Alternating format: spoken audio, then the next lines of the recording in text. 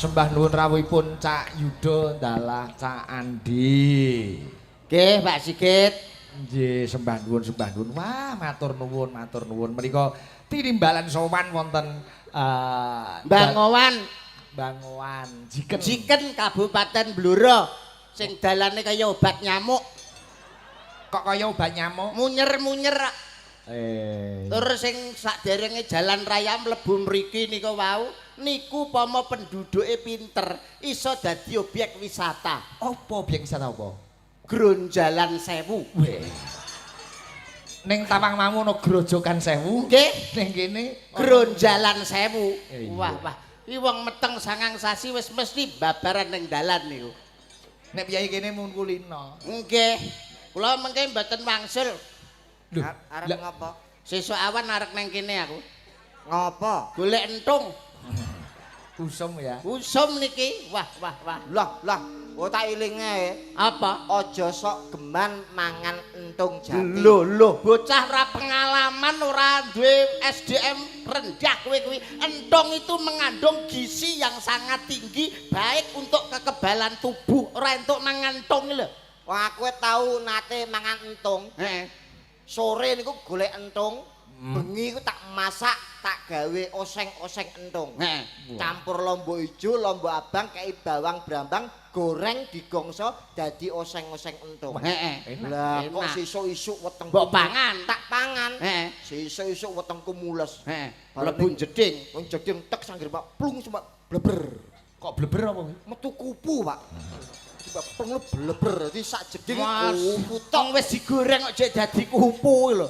Iki pencernaanmu iki berarti metamorfosis. Sowan wonten dalipun Bapak Sunarto dalah Ibu Sri Wahyuni. Bapak Sunarto sarimbit Ibu Sri Wahyuni ingkang kelenggan dalu punika netepi darmaning sepuh jer kewajibane tiyang sepuh setunggal paring asma sing becik sing nomor loro goleke ilmu tolabul ilmi utawa nyekolahke Kaping telu. sing kaping telu nikahke kalamun to wis dewasa. Nah, menika sing kaping 3 kewajibanipun Bapak Sunarto. Lah nikahke putrane panjenenganipun Mbak sapa kuwi? Novita. Niku Novita Diana Wulansari S Kepal Milo apa tuh? Allah. Eskep NS. Sarjana keperawatan. Keperawanan. Lho.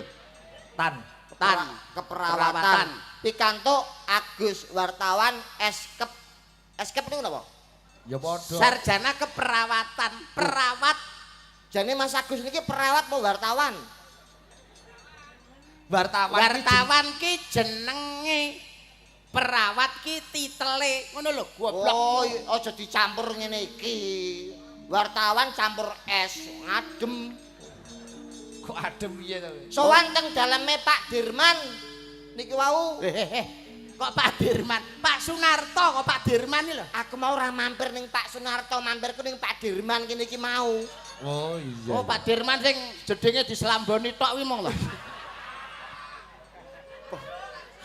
Wis Pak, panjenenganku wis omahe jane ketok apik. Apik. Gawe jeding ya ora ana ciduke belas to, Pak. Masa Masa ora enek ciduke mau. Sumpah lho aku bar pipis bingung golek ciduk to ora ana. Wis timbangane bingung tak celupne aku ngono lho. Ora masalah ciduke wong selambu tok angger aku pipis ini terak angin ketok isis ngono. Niki hajate nikah nggih. Nikah didongakne muga-muga dadi putra temanten sing sakinah mawadah lan warohmah atut runtut rerentengan kaken-kaken ninen-ninen renggang gula kumepyur pulut cinaket ing bagya mulya tinebih ing suker sakit binucal ing sial dangkal entuk rejeki kang halal ngono lho. wah Rungokno. nek judo iso. Paseh kula. Fasih pitutur Fasih. manten fasih. Pitutur luhur paseh kok Lah kula. kowe be, kowe apa iso kaya Ilmu kejawen jangkep kula. Ngomong Ngomong lontok. ngomong kedawan ning wong kabeh sing mirsani ki ra ono sing ngerti maksudmu apa. Lho, kok iso ki lho? Dongakno manten ora sate kembang gula kemepyur welut. Pulut. Dadan pulut. Pulut. Lah ya kuwi lho, wong ora ngerti. Atut runtut rerentengan kaken-kaken ninen-ninen pindane kaya mimi lan mie goreng kuwi. Dituna. Mintuna. Dongakno manten kok. Lah. Crondok cerdas sithik ngopo to? Kok iso ki lho? Ndongakno manten ki cukup gawe samu barang sing ana ning kene kuwi kena ndongakno manten. Wo kelincipen bocah iki. Maksud eluh Contone iki kan akeh sing gawe warna akeh sing ning kene iki kena ndongakno manten, Mas. kok iso ki lho? Kok iso ngono? Kowe jajal takon aku. Awake dhewe gawe surjan warna coklat. Apakah artinya coklat? Coklat itu gawe temanten sakloron cocok dan melekat. Kalau cinta sudah melekat, tai kucing rasa coklat. Asik.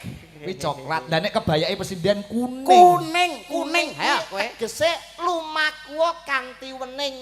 Kabeh tumindak yang didasari ati kang wening insyaallah ora gresa-gresu dadine ora mungkin kleru rungokno kuwi. Iya kok iso. Pak Sigit ora nyapu-nyapu lho. Dinyeke. Iya. Lah Nah, nek kuwi bes kape pengrawit putih. Putih. Putih niku tegese suci. Apakah artinya suci? Susune sak panci. Alah iki lho. Bocah ki nek ora tau sewodok kene kapok kowe engko. Maksudnya sing sak panci kuwi resik-resik sukertone aja nganti kena sukerto ning atine kudu resik suci. Oh, kae warnane ijo. Terpale ijo. Iki lho jodone. Wah, jodone Mas Agus karo Mbak Novita sing saiki wis sah secara hukum dan agama. Ijo Iki lho jodone. Eblek wayang rupane abang. lah ebleke abang. Abang niki tegese aku bangga. Hari ini sudah bisa menggelar resepsi pernikahan kanthi tasakuran nanggap wayang kulit dalangi Ki Sigit Ari-ari. Arianto. Ari-ari untumu pucet kowe. Arianto. Bola bali nderek nih ora apal-apal. Lah nek Pak Sigit Arianto. Pak Sigit gawe beskap ireng.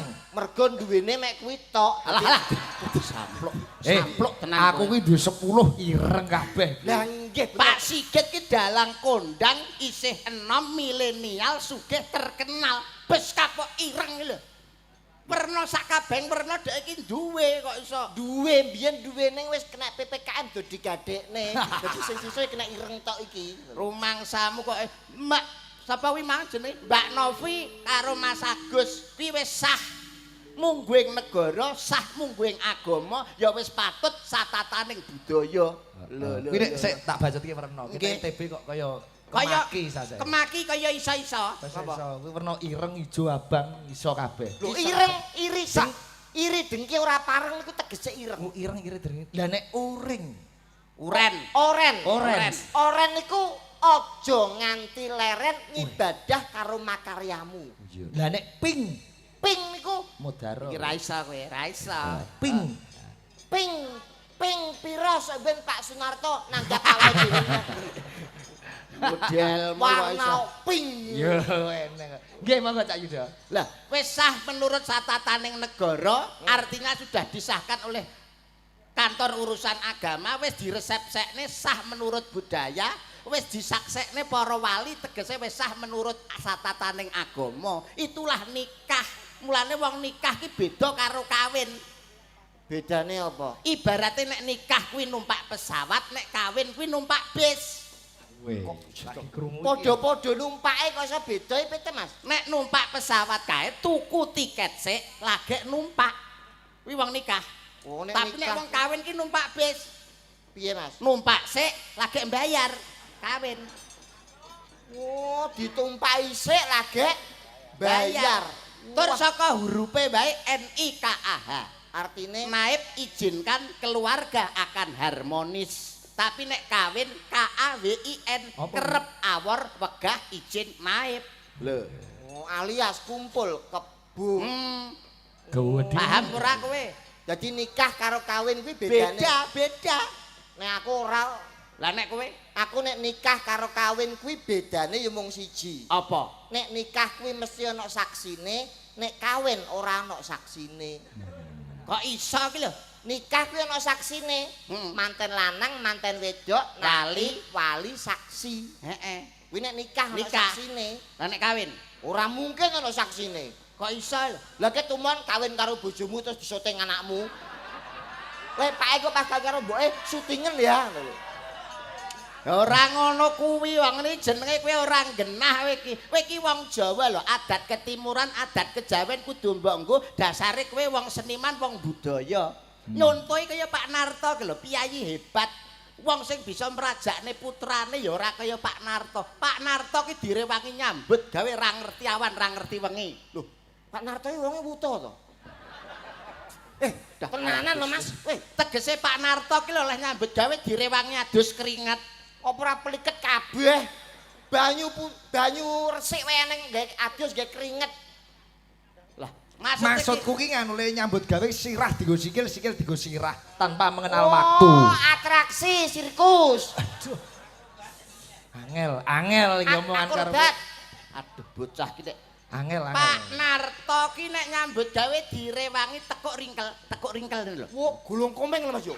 Gulung gudug. Gak sik. Ra ngerti awan, ra ngerti bengi. Lah ya uta. Kok jane piye to ngomong? Ora ngerti jam, le nyambut gawe ora ngerti jam. Oh, buta huruf to Pak Narto niku. Wis ngene lho. Kowe wis ngerti Pak Narto, Bro? Ya wis. Ya wis ngono kuwi lah pokoke. Ngono kuwi lho pikire Piyayi sregep le nyambut gawe.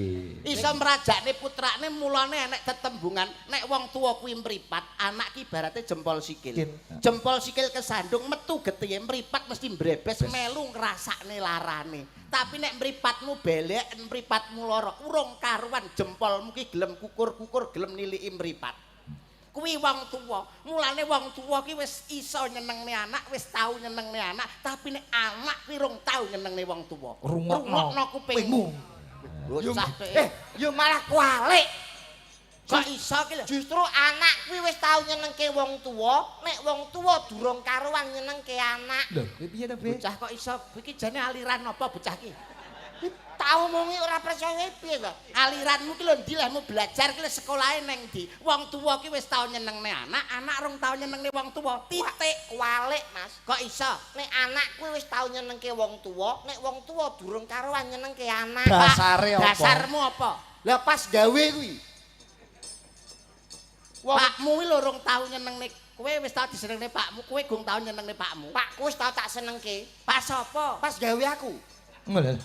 Walah, Be. Lagitmu apa to?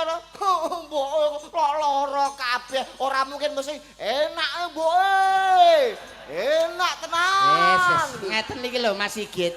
Yo bola bali rembukan karo bocah sing SDM rendah. SDM rendah lah kados panjenengan kan ageman ngasta blangkon beskap jarian itu kan ya ketok munggu ketok pantes merbawani semanten ugi kula ndamel metaraman nganggo blangkon Jogja nganggo surjan ya ketok pantes lho bareng kowe kuwi lho wis raine ireng diwedaki putih wijane rai apa ndut wong kok iso ngenyek to karo wedak kowe. Lah kok iso ngenyek lho? Lah nek wedakmu karo wedake pesinden sakmene kae karo aku kecil to Mas. Lah kok kowe maido wedake sinden ki wedak rego larang paling tidak ki Sari Ayu Martati Arfifa kosmetik Latulip. Rungokno kupingmu, rungokno kowe kupingmu. Apa merke wedak sini? Sari Ayu Martati Arfifa kosmetik Latulip. Rungokno. Ranjawa merek wedak kowe kuwi. Wedak ngono wae sombong. Lah wedakmu apa? Loh, sponsor TV. Wedak apa? Bedak pon wajah hitam jadi putih loh. Wedak pon Wajah hitam jadi putih loh. Bedakku. lah kok iki gak putih. Lah iki rapon kok. Apa? Kliwon kok. Wedak kok ngalih pasaran Mulane iki iki lho. ndongakne iku muga-muga Mbak Novita kali Mas Agus wartawan anggenipun jojodoan sageta pikantuk momongan Wahyu jodoh. pikantuk anak sing soleh lan solekah gawe regeng-regenge bale wisma. Apa meneh panjenengane sarjana keperawatan. Pinter nek kon merawat bayi, pinter nek kon merawat wong tuwa. Tak kena ilmu ya. Perawat iku jane sik pinter dukun bayi. Lah iki ngeten lho Mas. Ngeten iki. Gak ilmiah ngeten Tak iki. rungokke aku ora iso biji rembuke TV. Perawat bidan atau dokter bayi itu sekolahnya tinggi loh Mas. Loh, mengambil strata sekolah keilmuannya itu tinggi dengan penelitian dan pengembangan ilmu teknologi kok kalah karo dukun bayi iki lho. Dasarmu apa? Mbok D kuwi dukun bayi. Kuwi ulan Desember arep diceluk Menteri Kesehatan. Nyapa? Nerima penghargaan sebagai dukun bayi teladan Republik Indonesia. Lah terus apa lho keampuane Mbok Demu apa? Perawat kuwi nangani wong babaran, kuwi paling wong pira? Wong loro wong telu. Lah Bidan dokter nangani wong babaran loro telu. wis umum Mas. Lah apa? Mbok D kuwi nangani wong babaran 20 bareng wiso. Lho. Dukun bayi teladan kok. Lah wi teknike Carane piye? resepe piye? Aku yo gumun terus tak takokne. Tekok karo Mbok Demo. Mbok D kok iso nangani wong babaran akeh resepe apa? Heeh. Halah gampang le. Apa? Kayane wis wong babaran ke deloken. Nek wis buka 48. Alah kakean bukake lho kaget. Buka papat ngono wis kamban kuwi. 48 terus buka papat kuwi sombong. Oh iso sak cengel yo 48 dawa. Ya pokoke buka kuwi lho Mas. Wis buka papat. Buka papat kuwi delengen. Heh. Nek wis ketok rambute incengen, terus ketok Grayai. rambute grayai terus jabuten. Tarik. Bayi mesti lahir. Ternyata konsep tradisional sepele dan sederhana, Mas. Nah, wis ketok rambutnya digrayai, dijabut, bayi mesti lahir. Lah, aku wingi Heeh. Mbok Deku nangani wong 20. Heeh. 15 dicekel Mbok Deku, 5 tak cekel. Kowe wis ngerti resep. Wis ngerti resepe. Entuk ilmu saka nggone Mbok Demo. Aku terus kono le ndang ditangani. Nggih, Mbok De. Ayo, wong 5 sekarang babaran. Mlebu kamar kabeh. Bleng, bleng, bleng. Lawang tak kunci, tek. Aku malik sret. Wayahe. Alah, wayahe apa? Wayahe apa? babaran. Wayahe babaran. Wayahe sekolah. Malah wis sangang anu kuwi ya wis anu. Heeh, 9 wulan 10 desa. Dino. Dina. Heeh lho. Langsung, ayo. Nawa Candra kuwi lho. Ya Nawa Candra dosa muka. Dosa Ari. Dosa Ari. Ayo, wong wedok-wedok sekarang babaran. Ayo, mlumah kabeh. Plek Plek, plek. Wong wedok mlumah kabeh. Mlumah kabeh. Aku terus bismillahirrahmanirrahim. Heeh. Rok buka. Lho. Kaya malaikat nakoni mayit ta kowe? Rok buka. Kok nakoni mayit piye? Lah wingi rok buka. Roke ku takon buka lho. Oh, merga arek babaran. Ya takon nyingkap di roke buka. Blek. Aku sambekan gede, Mas. Aku Wis semlaki nyedak. karo ngene. Opo iki? Barang baru karena kamu belum pengalaman, Belum baru pengalaman pengalaman. yang pertama. Wah, cok bentuke iso mencep lah aku masuk itu. Buke sing nancep buke. Langsung tak delok kene. Wah, ketok sip barangnya. Aku jedak terus ayo. Ayo Iki Bu, ben- tarik napas. Ben kuat tak kei minuman larutan penyegar cap kaki 9. Kaki 3. 3. Aku tuku 3 kok. Oh iya heeh. Aku 3 jadi 9. Oh iya. Terus aku nyedak ini. Ayo Bu, sekarang tarik napas. Tahan Bu. Heeh Bu, tahan, ditahan, napas. tarik napas. Keluarkan, Ngeden ya. Bu, ngeden Bu. Ngeden. Iya, ngeden. Lah kok tak delok kene. Suh. Tak Wis, cekel tok rambute. Ketok rambute. Mbok grayani sik. Lho. Iki ketok rambute. Iya. Langsung cekel tek. Ya pun. Deyel. Bayi lahir dengan selamat. Mboke semaput, Bos. Lah kok iso lho? Anu keliru nggone mboke.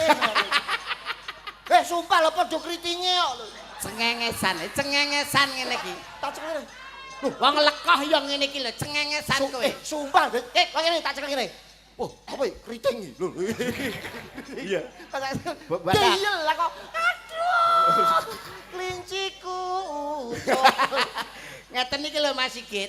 Makane wong kuwi aja sungkan golek pengalaman, aja lumuh golek kaweruh. Kalau bukan keahliannya, bukan bidangnya, aja melu nangani, serahkan pada ahlinya. Lah nek kowe trimo dukun bayi kok mbok sombongne, lah kowe apa ngerti kowe kesibukanku selama PPKM ki apa ya apa ngerti? Lah iki aku yo urung paham. Apa Dereng Cak paham. Ido kesibukan sampean ning dalem nalika Kula PPKM buka iki? pijat tradisional, Pak. Panti pijat Moro Jengat. Niku nggen kula. Nggen kula Pak niku. Panti pijat. Moro Jengat. Weh, kasiatin sampean Mijetin apa mau nek sing nangani kula mesti sembuh dengan seketika. Termasuk pijat aurat dadine ya. Urat, pijat urat. Ya pijat aurat. Macem-macem wong lara go ning nggonku tak pijeti Mosok? mari. Bisa boleh dicoba. Umum tanganku kesleo, Tanganmu kesilo sing tengen pas sing kiwa. sing tengen. Langsung tangan tengah dicandak cek pijeti. Nil plurut mak serut langsung didilat. Mari seketika mergo dilatanku ki mengandung Rajah Kala Cakra. Oh iya, tau krungu aku. Tahu krungu? Dilatan ki mengandung. Rajah Kala Cakra. Lah nek mana sikil kecekluk, Mas? Sing kiwa apa sing tengen? Sing kiwa. Langsung sikil kiwa candak cek pijeti nil plurut mak serut didilat. Mari seketika mergo ilat ki mengandung lidah Kala Cakra. Ampuh nggih Pak nggih. Oh. Lah nek wong lara hernia, Mas. Piye nil dadi Umpamane apa?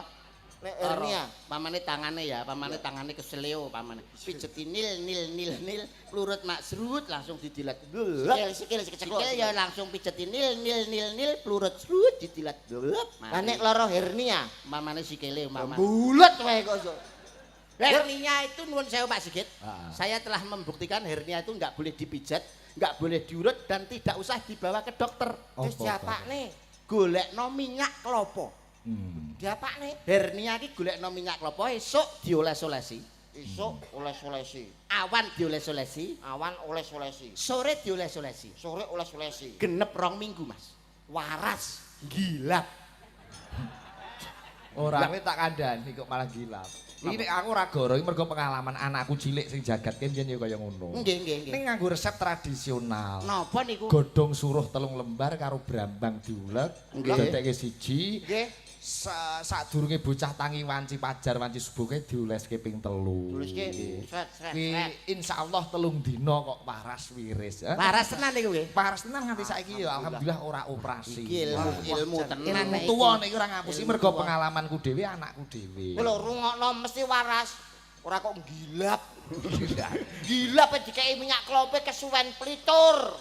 Kudol ning pasar kayu. Ora ijane hernia apa kayi jati gembol. Cak Yuda Dawuh? di pesindene kathah di Nggih, malah nggih digilir niki. Wah, sinden umpel-umpelan. Bayo yo. nggih. Sira lupatmo 6 Songo nggih. 10. Endi? Iki. Iki dudu. Ora ta iki? Ora samine padha apa. Komplit menika. Komplit Nggih. kawiwitan Saking sinten? Sampean manggon kene lho. Niki mboten sinden to? kuwi sing bayari. Wis sing bayari kowe kuwi. Oh iki garwane iki. Pak Sigit Arianto garwane. Kidung Banowati ya iki. Oh. Jagat. Sesuk aja bayari Bu, TP Bu. Cukup Cak Yuda wae. Ora. Mau aku wis lunas. Oh iya. Urung dikeki kok lunas. Aku lunas dhisik. Sinten iki Kang? Mbak Eni Wulandari. Ya, teman rumah sing saka Bluro. Kalah Mbak Eni niki jan. Tok tok. Tok tok. Tok.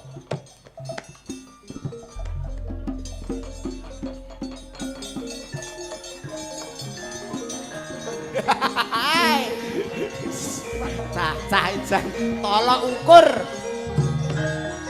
Monggo Mbak Eni.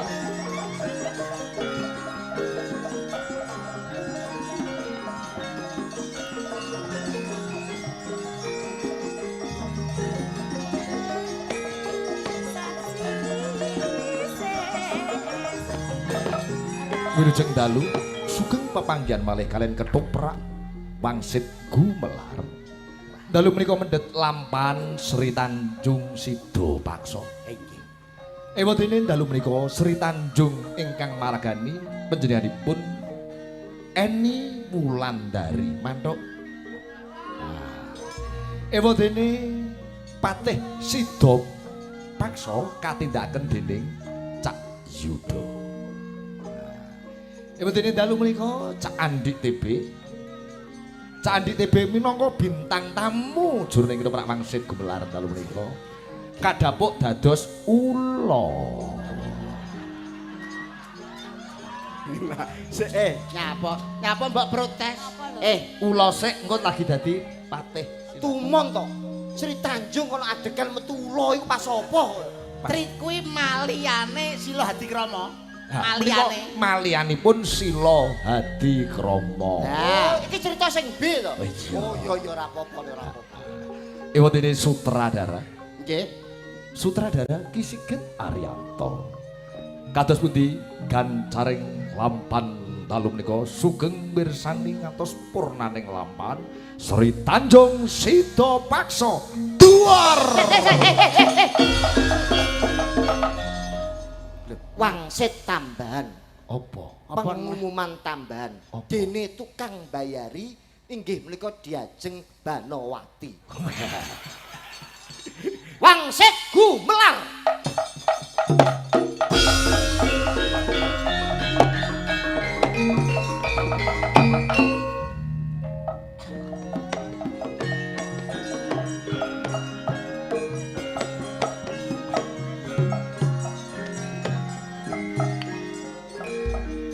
Yayi Sri Tanjung Yayi garwanipun Kakang Yayi. Katindalan dalem Kang Mas Sida Paksa. Gedhe rasa tresnaku marang jeneng sira. Ewan dina ning papan kene sliramu wis hangrantu tekahku. Esemu nambah daya kaning.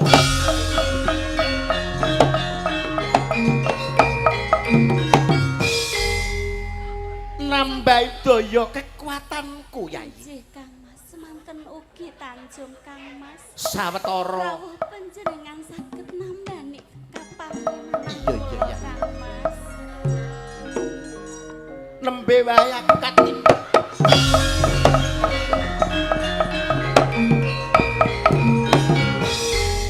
wonten apa lho menika?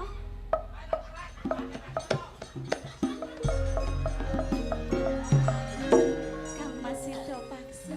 Nembe wae aku katimbalan sinuwun sila Handikra.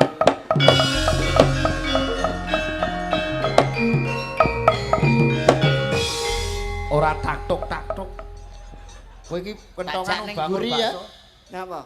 Tak pacul cangkemmu. Enek wong lagi roman taktuk-taktuk kowe iki iso dadi nggawa kentongan ora kowe iki dadi pengetek pengetong iso ora. Sing sapa sing dadi kira ditabok kentengan sapa? Aku tak tabani nek kowe ora iso. Kowe njajal dadi Wong kene dadi ula ya dadi tabok kentongan. Ora taktuk-taktuk ora kae. ngono dapukan lho. Kowe njajal kono dadi anu wong kok ora Ijolan iki. lah alah. Kurang ajar.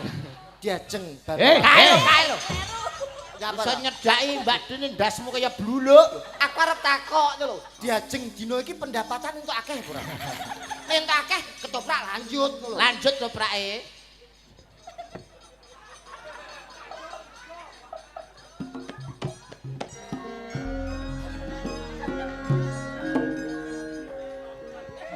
Suwi. Lho panjenengan menika kados pundi lho Kang Mas? Kula menika Rodok garwa lamur netraku yen to aku ngawasi wong kang ayune Listiwarni kaya kowe. Mban-mban dagelan.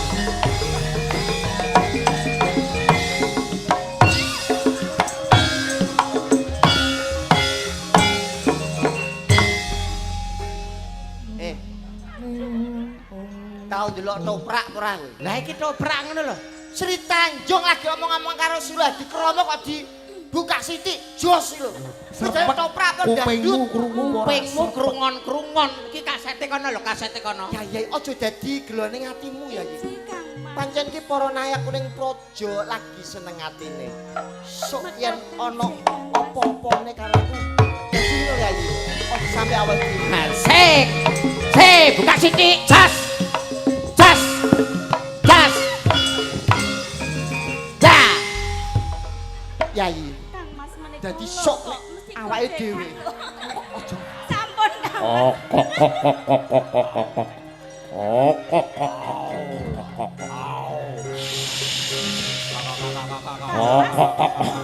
Panjenengan kok malih dados Yai.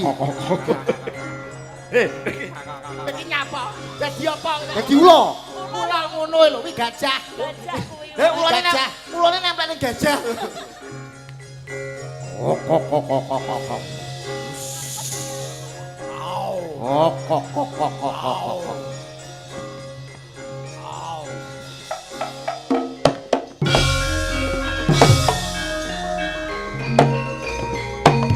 Ganggu gawe marang garwaku Durjana kowe. Durjana kowe. Kang Mas, kula menika badhe pun gonjak kalih tiyang menika.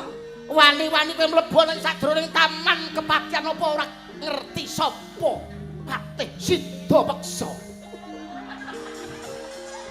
Ngece. Ngece kowe. Ngece kowe. Aku ula. Ngece. Ngece kowe. Aku ula. Aku ula. Wis konangan bareng. Aku dapo apa iki? Jare ula. Kowe wani gonjak marang garwaku ateges kowe wis ngilangi dadane Patih Sida Peksa kowe. Kula menika kokok. Aja kaya ngono kowe. Patrapmu ora becik kowe dadi musuh. Yen pancen kowe ngono, kowe bakal tak sabda dadi wedhus kowe. Wedhus.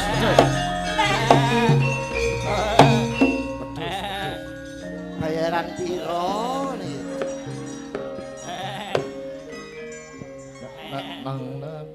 Ya. Coba sawangan kae wedhus ketok apik ya. Kang Mas.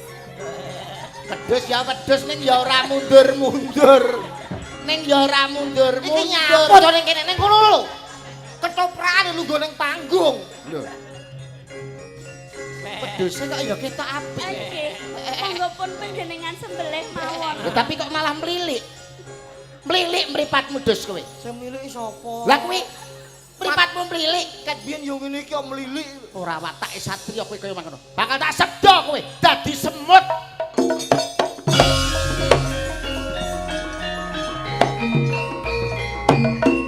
Dadi semut.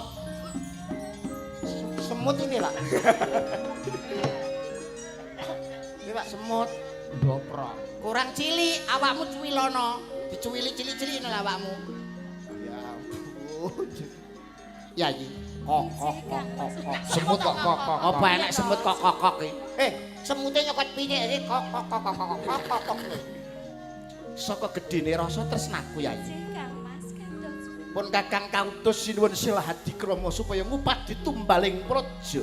Emas telung pengkung gembala pitung gelung minangka dadi tumbaling praja ning Sukadana.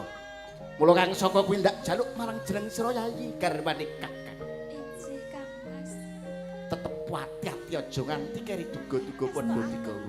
Pun kakang bakal ngupati tumbaling praja. Yayi Panjenengane kang atos-atos nggih Kang Mas. Kang Mas nika lho mut, semute mut, Kang semut, Mas.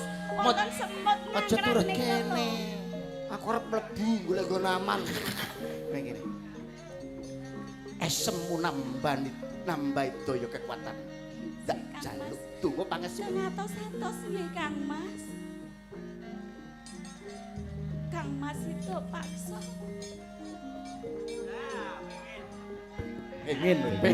Pengen. Apa? Pengen kowe. Nyapa sik tuku dhewe. Ning Kampung Baru. Hei, Yai, lilakno pun kakang Yai. Injih, Lilakno pun Mas, kakang kang Yai. atos-atos, Yai, Kang Mas. Yai. Tuk. Elah. Silah dikromo. Oh.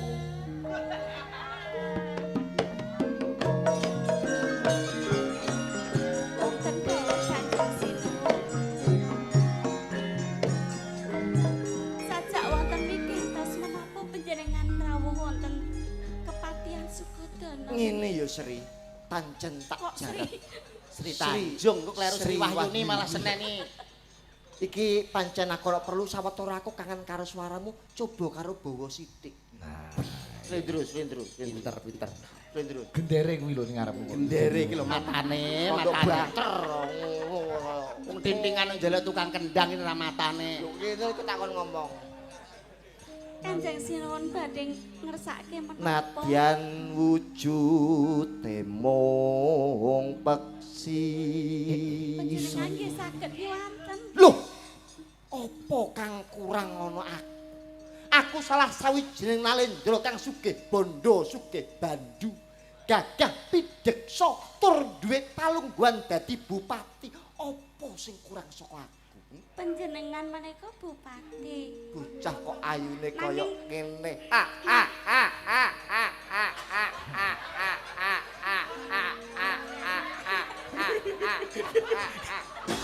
Oh, ngancing ora iso mandeg. Kancing. Cang- Engsele rusak engsele. Cangkeme sele rusak. Nano agawe runti ing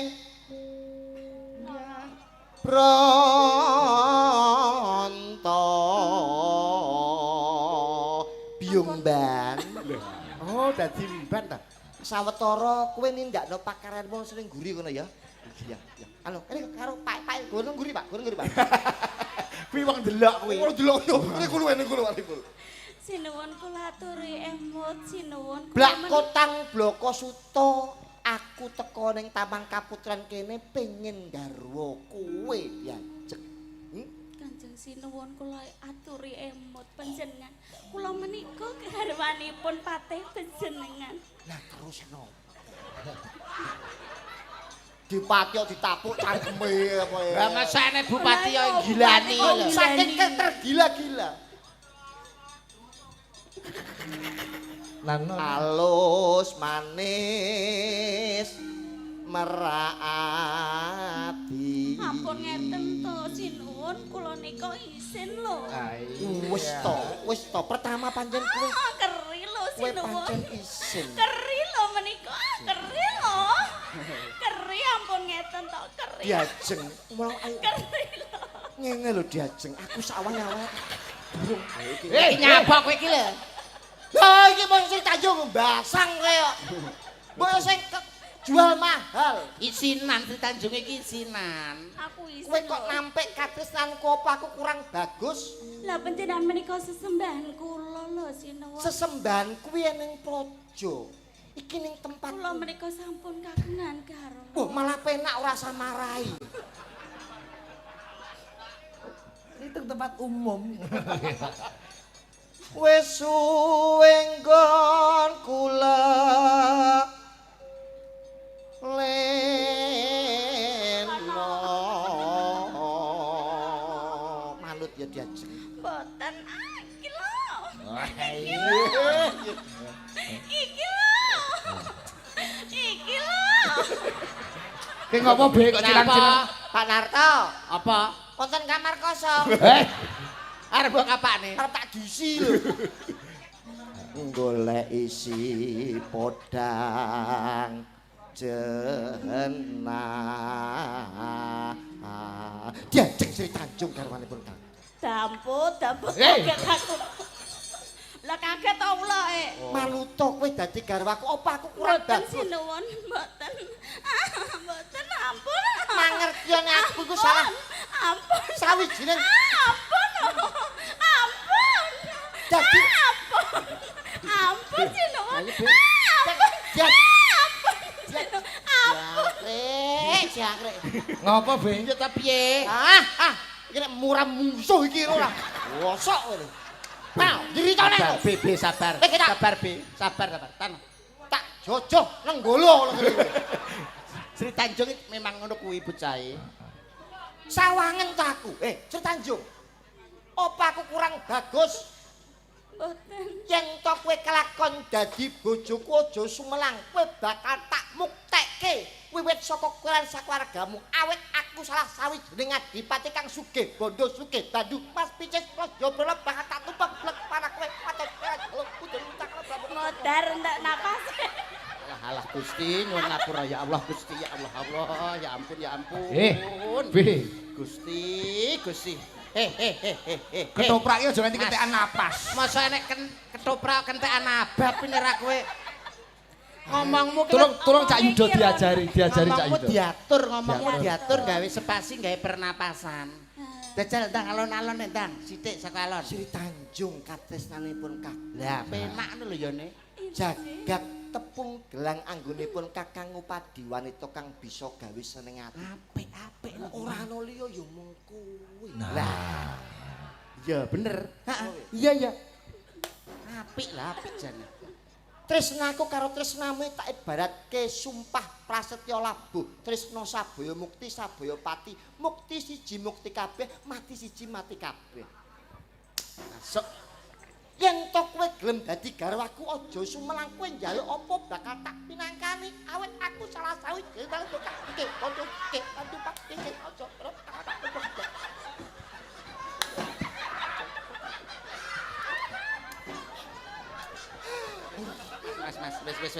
Sadar. Mas, sadar Mas. Ora metu kalimate meso tos. Ngene lho tak contone Mas. Mas. Sabar Mbak Eni kepuyuh, Sabar. Sabar. Iso apa ora kowe? Ngene tak contoni ya. Gelem ora tak contoni. Ben iso apik Ben iso apik nganggo pernapasan. Nuwun sewu Mbak Eni katuran jumeneng.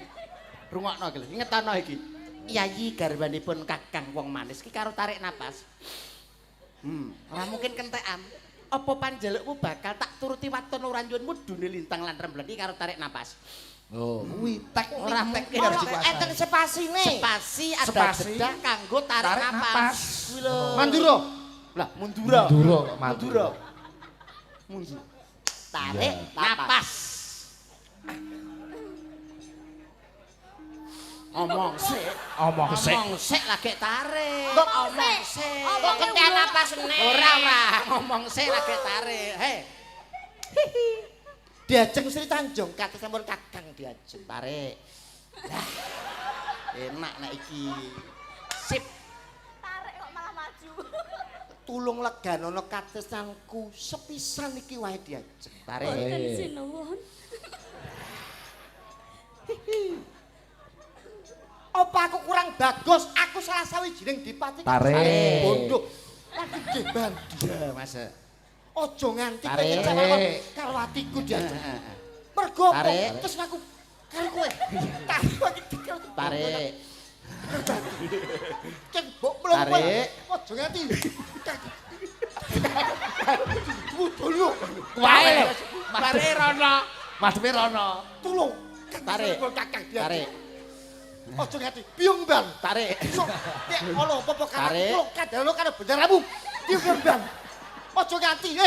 Bisu sadara. Tarik. Aja nganti.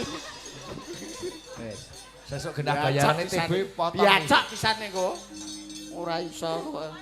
Wis suwe nggon kuleleno. Golek Golek isi. Ora. Wis ora. Hebo bunga ngimulane saka kuwi diajeng. Kok nengah. Ing atiku Sampeyan resiki to, Mbak, kringete kaya ngono lho. Ndas sing ngatek ngelengo. iki mergo senengku karo kowe diajeng. Kuwi lho. Ya enek rene ya cukup sitok.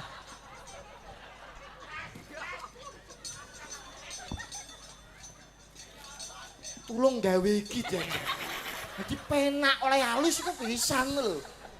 Nesu lho kok iso. Enek wong gemati ya. Lho panjenengan niki. Nyanding bisa dadi kombo.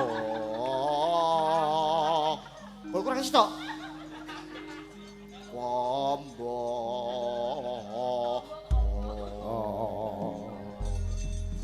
Podang kuning Mbak Eni nggih. Dadas, Digarap cara tayub Mbak Eni. Oke. Ah. Menawi daerah mriki tayube tesih bluro nggih. Nggih, tayem bloro. Bluro, iya. Heh? Oke, Tuban nggih. Tuban mriki niki. Oh, Tuban. Oh, Tuban. Kendange kuwi ada. Tuban tulindande delentak ting dut. Piye anu Wah, sendiri piye? Muni piye sendiri? Halo. Ngene Pak, ya, Mbak. Halo. Podang kuning. Podang kuning, Terus Mandhapi be. kijing miring. kijing miring. Dados. Dados Mas. Ser. Ser. Buka bonang saya.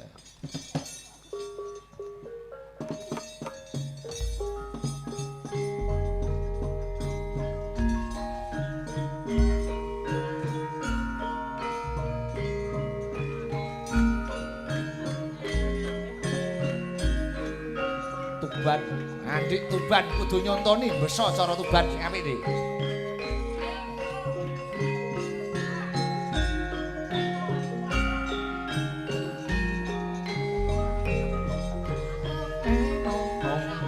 Podang kuning karya Pak Darno Ngawi.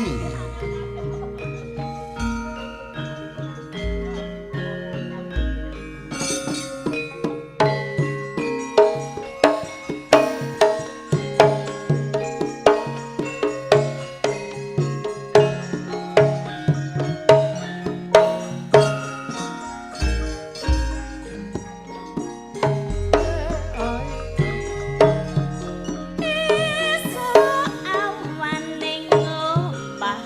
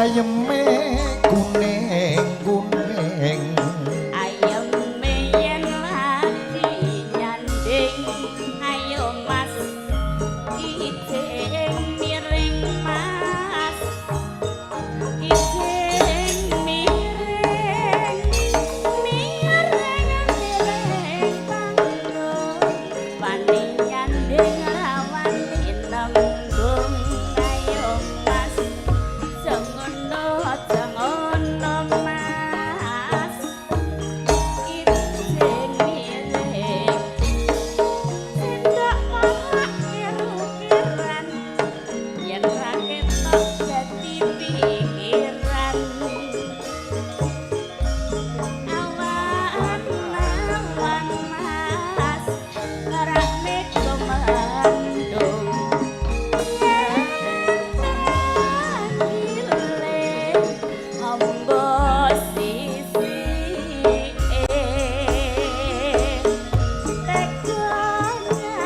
Wang mas rane gunundung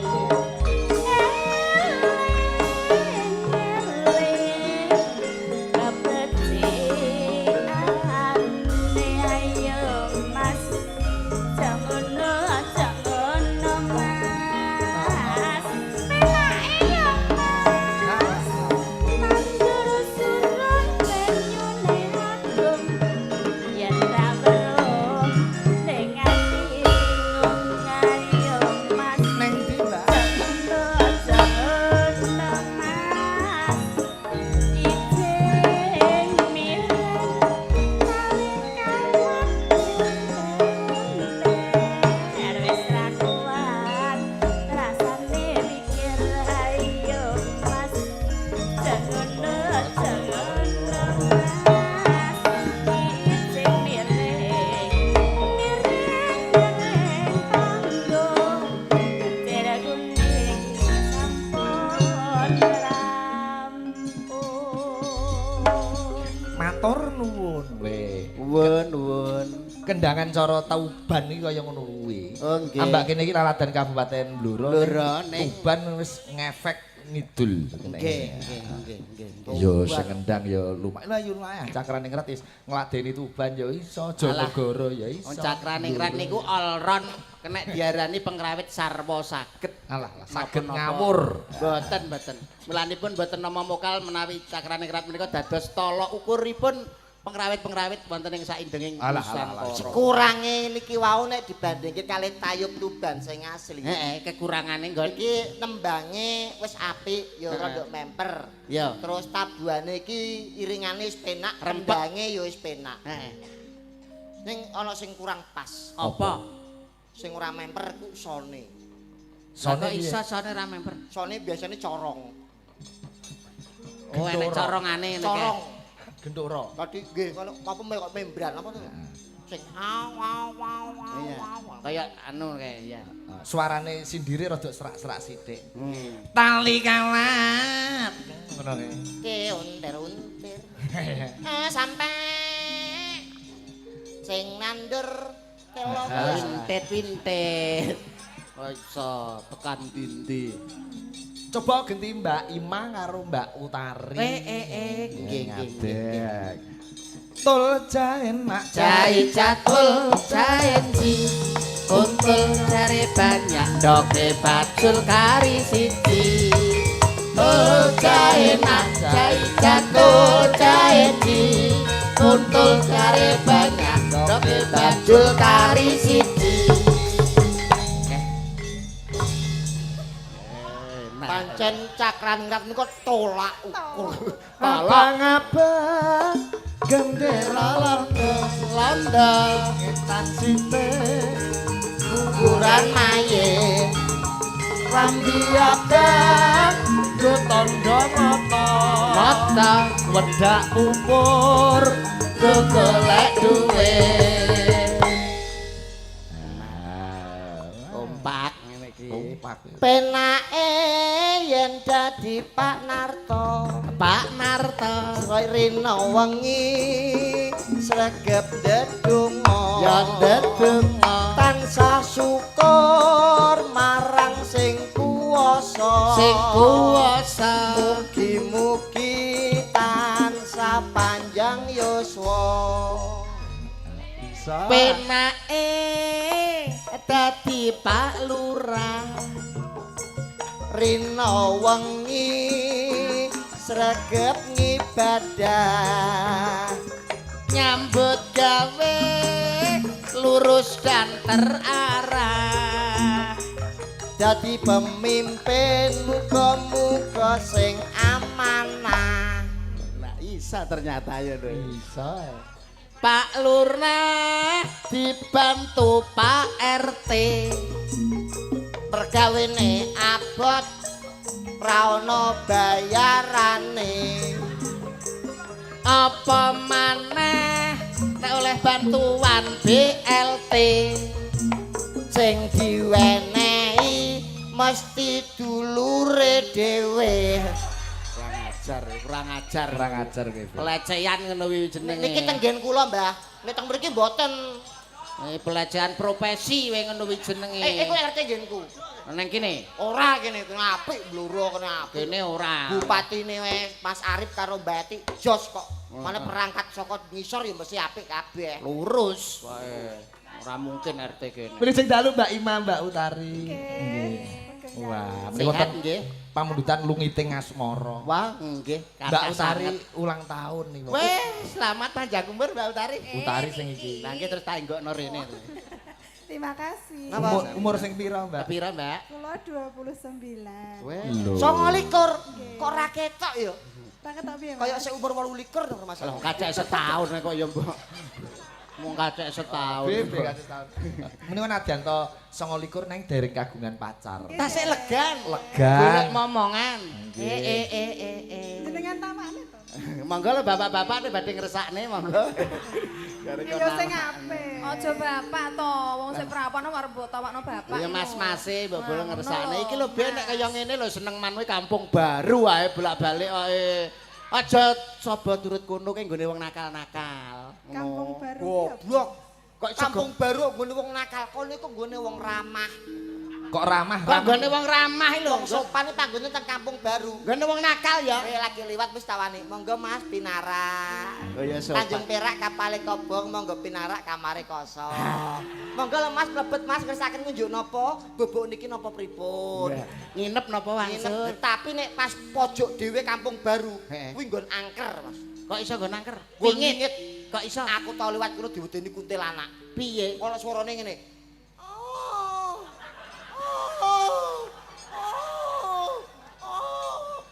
Aku kuntilanak aku semelayu wedi ya. Kae ora kuntilanak. Napa, Mas? Wong gropyok tikus goblok. Nggih menika